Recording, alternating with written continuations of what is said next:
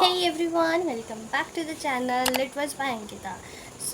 आज हमारी वीडियो का पार्ट 2 है शॉर्ट स्टोरी वीडियो का। कल हमने शॉर्ट स्टोरी 1 की बात करी थी, आज हमारा पार्ट 2 है। एंड इन दिस जो हमने टॉपिक पिकअप किया है that is very interesting and it's about the American from our village, the only American from our village. मतलब कि बहुत ही सिंपल सी स्टोरी है और बहुत ही पेनफुल स्टोरी है वैसे तो, बट येस काफ़ी अच्छा वर्क है, आपको सुनने के बाद बहुत अच्छा लगेगा। तो ये जो वर्क है रिटन बाय अरुण जोशी, ठीक है। अरुण जोशी जी ने ये लिखी है ये शॉर्ट स्टोरी, जो कि बहुत ही ज़्यादा अच्छी है। मतलब कि अगर आप सेंसिटिव है ना, अगर आप बहुत ही ज़्यादा कोमल हार्ट इंसान हो तो आपको थोड़ी बुरी लग सकती है, बट येस बहुत अच्छा वर्क है। तो बिना किसी देरी के स्टार्ट करते हैं। छोटा सा एक ब्रीफ इंट्रोडक्शन ले लेते हैं अभी इसका। The Only American from Our Village by Arun Joshi is a short story that explores themes of identity, displacement, and the search for meaning. The protagonist, a young man from a small hidden Indian village, encounters an American who has come to the village for a mysterious reason. This American man, who has rejected his own country's materialism, appearance to have found solace in the simplicity of rural Indian life. However, the villagers are suspicious of him, and the protagonist himself is unsure whether the Americans' intentions are genuine. So, the story reflects a clash of cultures where the American is seen as an outsider. Despite his administration for India, it also delves into the deeper existential dilemmas faced by both the American and the narrator. The American search for peace away from its homeland contrasts with the protagonist's curiosity about life beyond his village, creating a rich narrative about self-discovery, human connection, and the yearning for belonging. In essence, Joshi uses the American's presence a question what it means to belong to a place, the nature of identity, and how people from different backgrounds views each other and the world. That story portrays its complexities of human emotions and societal perceptions, presenting a subtle critique of both Western and materialism and Indian traditional. Now more characters are here. There are only three important characters. First is protagonist Dr. Khanna and another is Mr. Radhe Mohan. So who is Radhe Mohan? Radhe Mohan is a friend of Kundan Lal. So the Kundan Lal is the father of Dr. Khanna and उन्हीं की friend है mister Radhe Mohan. तो मैं आपको बताऊंगी कि क्या conflict है स्टोरी में, लेकिन सबसे पहले आपको बताना चाहूँगी टेलीग्राम चैनल बनाया जिससे आप मेरी जो स्लाइड्स हैं वो फ्री में आपको मैं प्रोवाइड कर सकूँ, ठीक है। जितनी भी स्लाइड मैं यहाँ पे यूज़ करने वाली हूँ, तो क्योंकि हम सबको पता है कि बीच बीच में रोक रोक कर देखने में काफ़ी प्रॉब्लम्स क्रिएट होती है। सो डोंट वरी, मेरा चैनल है जिसका नाम यहाँ पर आ गया होगा, तो आप उसको जाके ज्वाइन करो। वहाँ पे मैं PDF प्रोवाइड करा देती हूँ, तो आप जाके फ्री में उन PDFs को यूज़ कर सकते हैं फॉर योर एग्जामिनेशन पर्पसेस, ठीक है। तो what is the story, let's start here. तो एक आदमी होता है जिसको द अमेरिकन मैन के नाम से सब लोग एड्रेस करते हैं, ठीक है। एक आदमी अपनी फैमिली के साथ में अपने इंडिया के एक छोटे से विलेज में आ रहा होता है।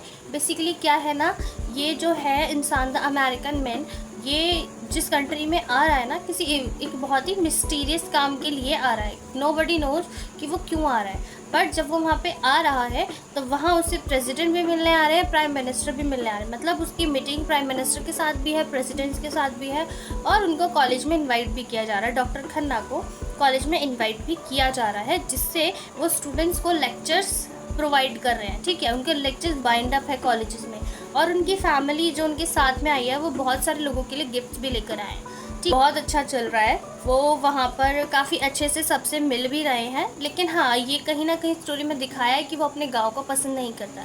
डॉक्टर खन्ना जहाँ से बिलोंग करता है वो उस प्लेस को पसंद नहीं करता है, क्लियर इन द स्टोरी, ठीक है। सो यस, ये लोग अमेरिका जैसी जगह से आए हैं, पूरी फैमिली। इनका ड्रेसअप होने का तरीका, बात करने का तरीका पूरा इन्फ्लुएंस है, जिससे साफ दिखाई दे रहा है कि ये लोग अमेरिका से आए हैं, ठीक है। सबसे बिहेव, जो इनका एटीट्यूड है, पर्सनालिटी है, सब कुछ ही चेंज हो चुका है। It is not like Indian, it is absolutely looking that is about US or a person who is not from India looks like. ठीक है, तो नो स्पेसिफाइड रीज़न कि वो यहाँ पर क्यों आए हैं मिस डॉक्टर खन्ना, लेकिन वो यहाँ पर अपनी पूरी फैमिली के साथ ही आए हैं, जो कि काफ़ी दिनों के लिए नहीं आए हैं, सिर्फ कुछ दिनों के लिए और बहुत साल बाद आए हैं। दिखाया गया है कि ये जब गए थे यूएस किसी रीज़न से, उसके बाद ये कभी वापस नहीं आए हैं। जब से आए हैं अभी आए हैं और बहुत सारे लोगों से मिल रहे हैं, अपने रिलेटिव से या दोस्तों से, सबसे मिल रहे हैं। लेकिन डॉक्टर खन्ना है वो स्पेशली मीटिंग्स में बाइंड अप है, उनका वो मतलब इंडिया के बड़े बड़े लोगों के साथ में उनकी मीटिंग चल रही है, कॉलेजेस में उनके लेक्चर्स हैं, बहुत सारी चीज़ें इसमें दिखाई गई है। ठीक है, अभी क्या पॉइंट आता है, अभी एक पॉइंट ये आता है कि एक इंसान है, जैसे कि जहाँ पर ये अपनी स्पीच दे रहे हैं, जहाँ पर ये अपना लेक्चर दे रहे हैं, वहाँ पे भीड़ में दूर कोई एक इंसान खड़ा हुआ है जो कि इनको बहुत ही नोट्स और रिस्पेक्टेड नज़रों से देख रहा है। मतलब अभी तक तो सब कुछ अच्छा चल रहा था डॉक्टर खन्ना के साथ, लेकिन यहाँ पे सडनली उन्होंने एक इंसान को नोटिस किया है जो कि इनको दूर से खड़ा होकर देख रहा है, और वो उनकी तरफ स्माइल भी नहीं कर रहा है और उनको देख के फेसेस बना रहा है। मतलब एक ऐसा इंसान जो डॉक्टर खन्ना को पसंद नहीं कर रहा है, और डॉक्टर खन्ना भी देखने के बाद अपनी नज़रें नीचे कर ले रहे हैं। तो कौन है ये इंसान? तो यहाँ पे एक ट्विस्ट अरुण जोशी जी ने दिखाया है, वो ये है कि यहाँ पे थोड़ा पास्ट टाइम दिखाया जा रहा है कि डॉक्टर खन्ना जब इंडिया से थे, उनके फादर इतने अमीर नहीं थे या इतने उनके पास पैसे नहीं थे कि वो अपने बच्चे को बाहर फॉरेन कंट्री में पढ़ने के लिए भेज सकें। देखिए, आप और हम तो रिलेट कर सकते हैं इससे, हम इतनी वेल्दी फैमिली से बिलोंग नहीं करते हैं कि we guys can afford the foreign trips और ऐसी कोई भी चीज़ कि हम फ़ॉरेन जाके पढ़ सकें या फिर एजुकेशन गेन कर सकें या ऐसा कुछ भी। तो ये सारी चीज़ें बहुत ही ना बड़े लेवल की होती है। तो बिल्कुल हमारी ही तरह वो भी एक फैमिली, ऐसी फैमिली जो कि ये सपोर्ट करना एक सपने की तरह थी, लेकिन उनके फादर ने बहुत मेहनत करी। वो होता है ना कि पूरे दिन अपने आप को रखा बिज़ी, बहुत ज़्यादा ही मेहनत करी, और ना खाना खाना, ना कुछ खरीदना, ना कुछ करना, बस अपने बेटे के लिए मेहनत करके उसको अमेरिका भेज दिया पढ़ने के लिए। ठीक है, जब उसे अमेरिका भेजा, तब जो डॉक्टर खन्ना है उनकी जो कांटेक्ट है वो अपने फादर से कम होने लगे। तो उन्होंने एक दिन ये बोला कि बेटा आ जाओ, आपके लिए मतलब ये रिश्ता है, आपकी शादी करानी है। वो नहीं आया। ठीक है, उन्होंने फिर दोबारा उससे कांटेक्ट किया, वो तब भी नहीं आया। उसके बाद और इवन उनके फादर इतने हैप्पी होते थे इस चीज़ से कि मेरा बेटा स्टडी मतलब अब्रॉड में स्टडी कर रहा है। वो पूरे गांव भर में बोलते फिरते थे कि जो मेरा बेटा है, he is the only American from our village, he is the only American from our village.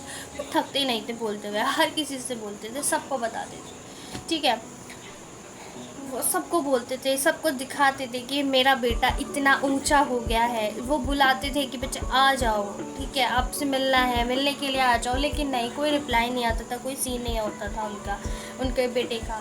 ठीक है, पहले वो रोज़ मतलब बोलते थे कि अभी आ जाओ, चलो कोई बात नहीं। वहाँ उनके बेटे ने शादी कर ली है, कोई खबर नहीं है, कुछ नहीं, वहाँ रहने लग गए हैं, भूल गए हैं सबको। उनके फादर रोज़ बस गांव से यही बोलते कि कल मेरा बेटा आएगा, मुझे यहाँ से लेके जाएगा, मेरा बेटा आएगा, वो मुझे अपने साथ में लेके जाएगा, मेरा बेटा आएगा, वो मुझे अपने साथ में यहाँ से लेकर जाएगा, वो मेरे साथ रहेगा।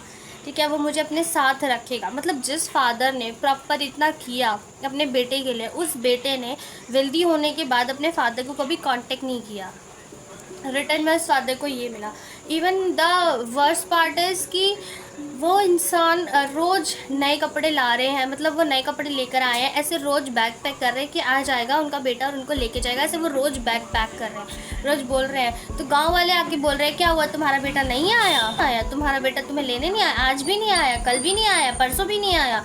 इस तरीके से गाँव वाले भी जो उनको टोंट कस रहे हैं। ठीक है, पर कोई बात नहीं, स्टिल वो रोज़ नए कपड़े पहन के सुबह से तैयार होकर बैठ जाते हैं कि मेरा बेटा आएगा, मुझे यहाँ से लेकर जाएगा। वो रोज़ बैग पैक कर रहे हैं, रोज़ कपड़े चेंज कर रहे हैं। उनकी इतनी मेंटल हेल्थ इतनी अफेक्ट हो गई है, लेकिन उनका बेटा नहीं आता, उनका बेटा कभी नहीं आता। उनकी इतना मेंटल हेल्थ इतना अफेक्ट हो जाती है कि जो इंसान रोज़ तैयार होता था वो फटे हुए कपड़ों में, बाल बिखरे हुए हैं, रोटी तक नहीं है खाने के लिए, वैसे रोड पे भिखारी की तरह, मतलब ऐसा इतनी गंदी हालत में से ना चल रहे हैं। उन्हें कुछ नहीं पता, वो he is not at all good in condition.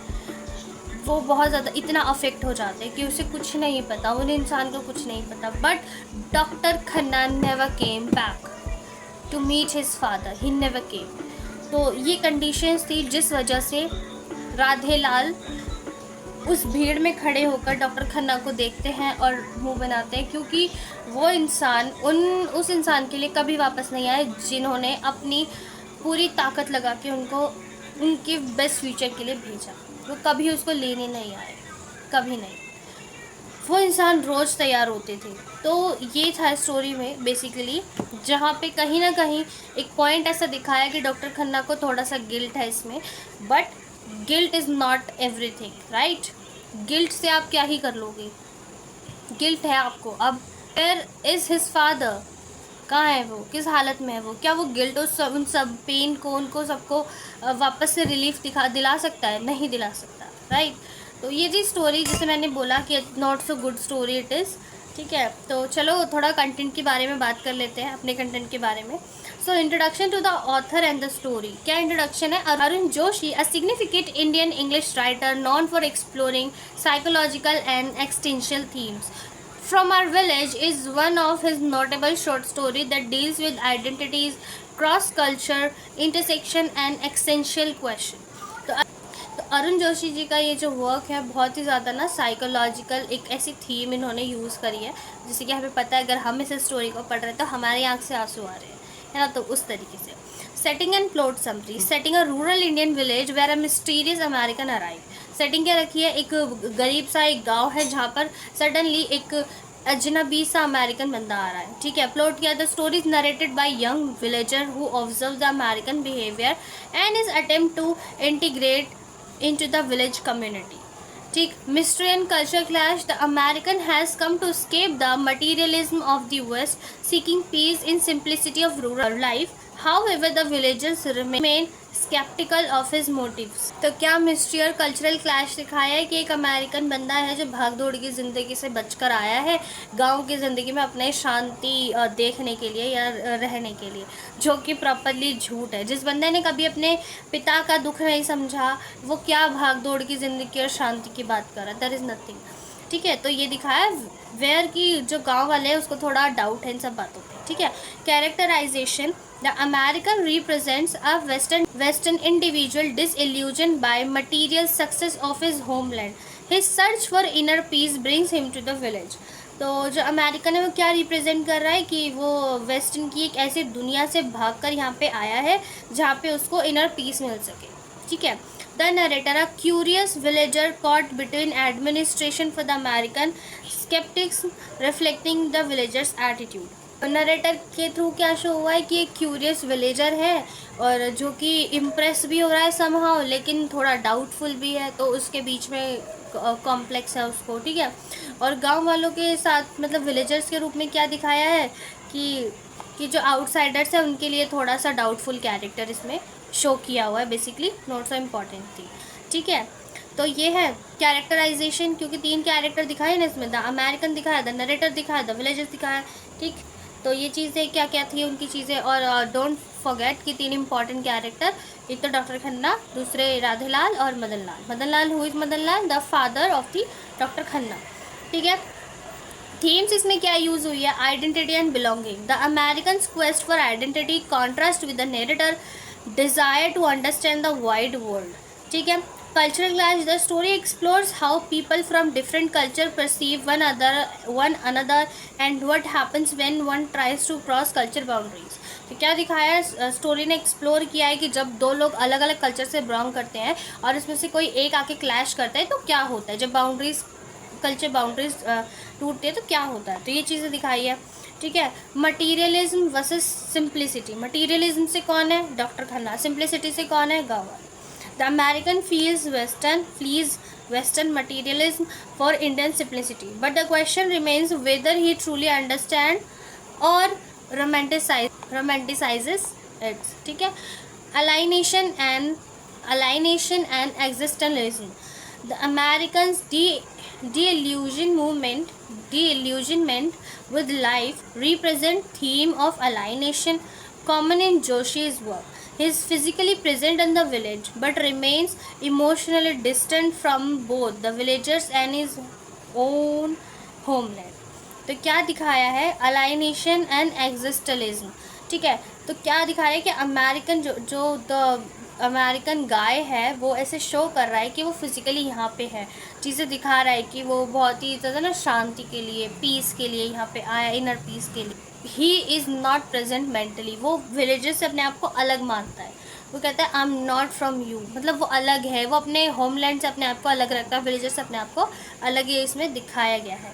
ठीक है. Symbolism and motifs. The American symbolise the west material success yet spiritual emptiness. तो क्या दिखाया अमेरिकन के थ्रू, ये सिंबल दिखाया है western material success blah blah blah, but spiritually वो एम्प्टी है. ठीक है. The villager microcosms of traditional India where life is simple but self contained. It reflects both the allure और लिमिटेशन ऑफ रूरल लाइफ. ठीक है. तो villagers के through क्या दिखाया है, माइक्रोजोम ऑफ ट्रेडिशनल इंडिया, मतलब ट्रेडिशनल इंडिया का छोटा सा एक रूप दिखाया है. Simple life but self contain.